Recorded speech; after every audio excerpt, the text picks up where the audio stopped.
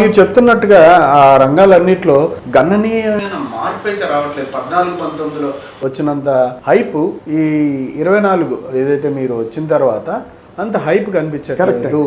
Hype అంటారు ఎప్పుడంటే ఇప్పుడు మనం చేసినవన్నీనండి. ఇప్పుడు అమరావతి ఉంది. ఈ అమరావతిలో 79,000 కోట్లు ఆయన అంచనా వేశారు చంద్రబాబు గారు. ఇప్పుడు గ్రౌండ్ చేశారు 63,000 కోట్లు ఎంతో గ్రౌండ్ చేశారు. 43,000 కోట్లు టెండర్స్ పిలిచారు. వీటి వల్ల ఏంటంటే మీకు ఇప్పుడు కనపడదు.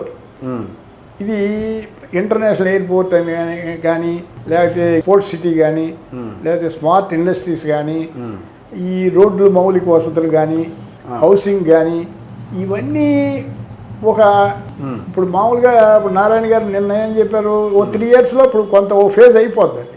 ఓ 10 సంవత్సరాలు పడుతుంది. బట్ 10 సంవత్సరాలు అయిన తర్వాత మీకు అద్భుతమైనటువంటి భవిష్యత్తు వస్తుంది.